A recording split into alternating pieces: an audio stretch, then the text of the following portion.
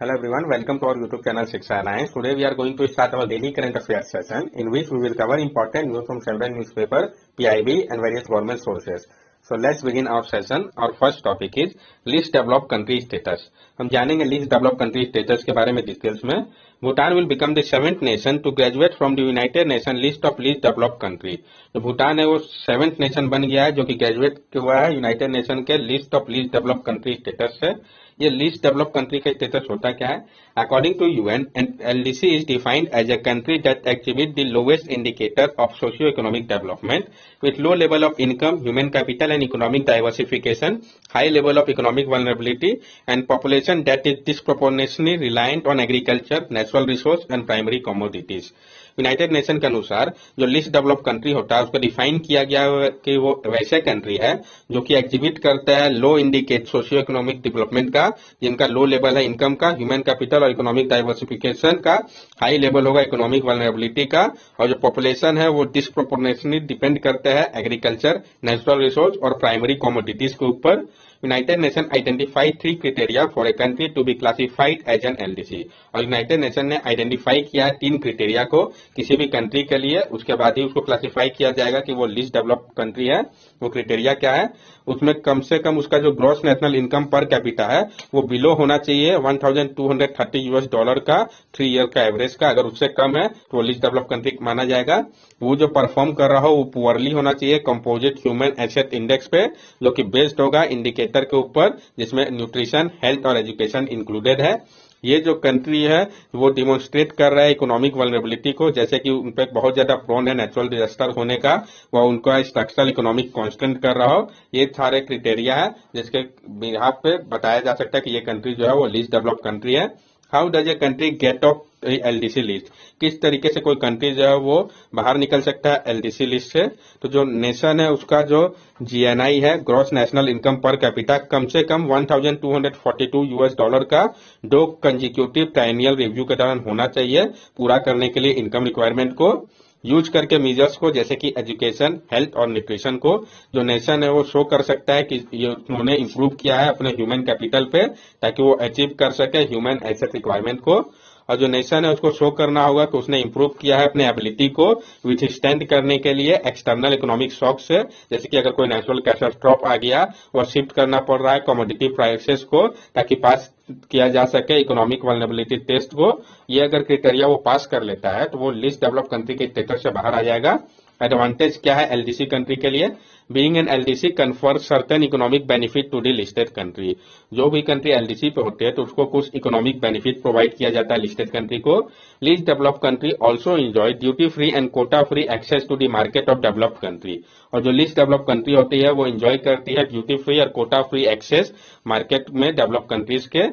Least developed country जो है वो एलिजिबल होती है लोन के लिए जिनका स्पेशल टर्म्स होता है डेवलपमेंट के लिए. इसमें इंक्लूड किया गया है जो लोन्स है जिसका लोअर इंटरेस्ट रेट होगा और लॉन्गर रिपेमेंट टाइम होगा जो कि दिया जाता है अदर नेशन के कंपैरिजन पे. दोहा पॉलिटिकल डिक्लेरेशन जो था इसके बारे में भी हम जान लेंगे. The fifth United Nations Conference on the Least Developed Country concluded with the adoption of Doha Political Declaration by one leader. जो 5वां यूनाइटेड नेशन कॉन्फ्रेंस था लीस्ट डेवलप्ड कंट्रीज को लेके, इसको कंक्लूड किया गया था अडॉप्ट करके दोहा पॉलिटिकल डिक्लेरेशन के द्वारा, वन लीडर के द्वारा. इसमें क्या था? With just under 8 years left to achieve sustainable development goal, the declaration focused on implementing the Doha program of action, the 10-year plan, to put the world's 46 most vulnerable countries back to track to achieving the UN mandated sustainable development goal. जो सिर्फ 8 साल बचे हुए achieve करने का जो target था हमारा सस्टेनेबल डेवलपमेंट गोल का, ये जो डिक्लेरेशन है ये फोकस कर रहा है कि इंप्लीमेंट किया जाए दोहा प्रोग्राम ऑफ एक्शन को, जो कि 10 ईयर का प्लान था ताकि जो वर्ल्ड के 46 मोस्ट वल्नरेबल कंट्रीज है उनको वापस से ट्रैक में लाया जा सके अचीव करने के लिए यूएन मैंडेटेड सस्टेनेबल डेवलपमेंट गोल को. और जो आपका दोहा प्रोग्राम ऑफ एक्शन है 2022 टू 2031 का, ये कंसिस्ट करता है 6 की फोकस एरिया को, जिसमें इंक्लूड किया गया है eradicating poverty, leveraging the potential of science and technology to fight against multi dimensional vulnerability to achieve the sustainable development goal, addressing climate change and environmental degradation, recovering from COVID-19 pandemic and building resilience against future shock for risk-informed sustainable development. इसको include किया गया कि इसी focus area के बारे में भी आपको पता होना चाहिए। नेक्स्ट टॉपिक हमारा government emphasises a holistic approach to disaster management. Government जो है वो फोकस कर रहा है होलिस्टिक अप्रोच के ऊपर डिजास्टर मैनेजमेंट के लिए, तो हम जानेंगे इसके बारे में डिटेल्स में। पीआईबी के न्यूज काफी इंपॉर्टेंट हो जाता है। The third session of the National Platform for Disaster Risk Reduction has concluded in New Delhi। ये कहाँ पे कंक्लूड हुआ, ये इंपॉर्टेंट है। जो तीसरा सेशन था आपका national platform for disaster risk reduction NPDRR, उसको कंक्लूड किया गया है न्यू दिल्ली पे। इस सेशन के बारे में हम जान ले। This session deliberated on 10 point agenda on disaster risk reduction given by prime minister Shri Narendra Modi and the Sendai framework apart from other issue. ये जो सेशन था डेलिब्रेट हुआ है 10 पॉइंट एजेंडा के ऊपर डिजास्टर रिस्क रिडक्शन के लिए, जिसको दिया गया था प्राइम मिनिस्टर श्री नरेंद्र मोदी के द्वारा और Sendai framework apart from other issue के साथ। इसको ऑर्गेनाइज किसके द्वारा किया गया, ये इंपॉर्टेंट है। Ministry of home affairs, national disaster management authority, national disaster response force और national institute of disaster management, इन सब ने मिलकर इसको ऑर्गेनाइज किया था। थीम क्या था इस बार का, building local resilience in a changing climate. तो थीम इंपॉर्टेंट होता है, building local resilience in a changing climate. जो पीएम का 10 पॉइंट एजेंडा था हम इसको समझते हैं।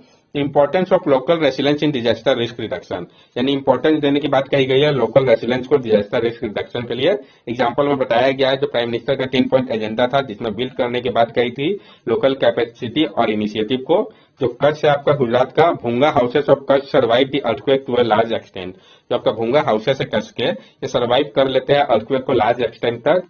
केरला की अगर हम बात करें, traditional houses known as nalukettu are built with sloping roof to prevent water logging during flood.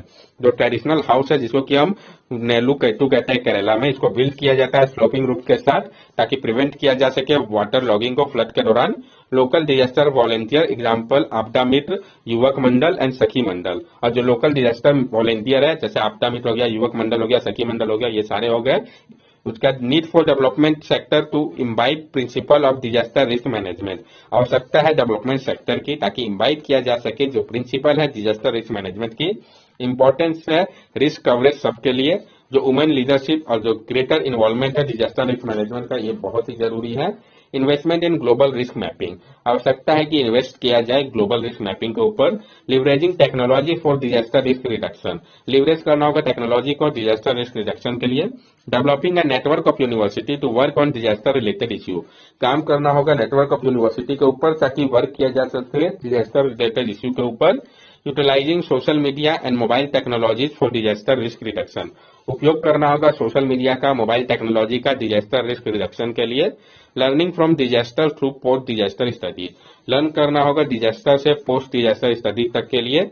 आवश्यकता है ग्रेटर कोहर्सन की इंटरनेशनल रिस्पांस टू डिजास्टर, जैसे कि आपका रिसेंट अर्थक्वेक हुआ सीरिया, तुर्की, United Nation satellite centre activate हो गया था, emergency GIS mapping service provide किया जा रहा था ताकि हेल्प प्रोवाइड किया जा सके। डिजास्टर रिस्क रिडक्शन के बारे में भी हम जान ले। Disaster risk reduction is aimed at preventing new and reducing existing disaster risk and managing residual risk, all of which contribute to strengthening resilience and therefore to the achievement of sustainable development. जो disaster risk reduction है इसका मकसद है prevent करना नया और reduce करना existing disaster risk को, मैनेज करना रेसिडुअल रिस्क को और सब कुछ कंट्रीब्यूट करना स्ट्रेंथन करने के लिए रेसिलेंस को और अचीव करने के लिए सस्टेनेबल डेवलपमेंट को। Initiative for disaster risk reduction, जो इनिशिएटिव लिया गया है डिजास्टर रिस्क रिडक्शन के लिए, तो ग्लोबल लेवल पे और इंडिया के द्वारा जो इनिशिएटिव लिया गया हम दोनों को ही समझेंगे। ग्लोबल लेवल में अगर हम बात करें तो सेंडाई फ्रेमवर्क 2015 का जो है इसमें सक्सेसर इंस्ट्रूमेंट है हाइगो फ्रेमवर्क फॉर एक्शन का। Global platform for disaster risk reduction 2022, जो आपका ग्लोबल फ्रेमवर्क है डिजास्टर रिस्क रिडक्शन 2022 का। Climate risk and early warning system under the world meteorological organisation, जो आपका climate risk early warning system है world meteorological organisation के अंतर्गत, ये प्रोवाइड कर रहा है एक्सेस अर्ली वार्निंग का लिस्ट डेवलप कंट्री और स्मॉल आइलैंड डेवलपिंग स्टेट के लिए। Sectoral guide on climate information and early warning system by green climate fund, और जो आपका सेक्टोरल गाइड है क्लाइमेट इन्फॉर्मेशन और early warning system green climate fund का, ये आइडेंटिफाई कर रहा है इन्वेस्टमेंट अपॉर्चुनिटी को जो कि इंपैक्ट करता है डिजास्टर रिस्क रिडक्शन को। इंडिया के द्वारा जो इनिशिएटिव लिया गया हम इसको भी समझ लेते हैं। Coalition for disaster resilience infrastructure society CDRIS to increase the resilience of infrastructure system to climate and disaster risk. Coalition की बात कही गई है डिजास्टर रेसिलेंस इंफ्रास्ट्रक्चर सोसाइटी के लिए ताकि इंक्रीज किया जा सके जो रेसिलेंस है इंफ्रास्ट्रक्चर सिस्टम का क्लाइमेट और डिजास्टर रिस्क के लिए।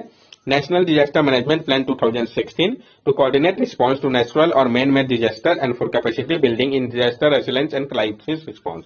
जो नेशनल डिजास्टर मैनेजमेंट प्लान है 2016 का, इसमें कोऑर्डिनेट करने की बात कही गई है नेचुरल और मैन मेड डिजास्टर के लिए कैपेसिटी बिल्डिंग के दौरान, डिजास्टर रेसिलेंसी और क्राइसिस रिस्पांस के समय पे। इंडिया का मकसद है कि वह अचीव करे जीरो मोर्टेलिटी को सारे डिजास्टर के दौरान, कोलैबोरेट करके स्टेट गवर्नमेंट और रिस्पांस एजेंसी के साथ। जो डिजास्टर मैनेजमेंट एक्ट है 2005 का, ये मेन स्ट्रीम पे लाता है डिजास्टर रिस्क रिडक्शन को डेवलपमेंट प्लानिंग के साथ। एनपीडीआरआर ये नेशनल प्लेटफॉर्म है जिसको एस्टेब्लिश किया गया था 2013 में, इसका हेडक्वार्टर न्यू दिल्ली पे है।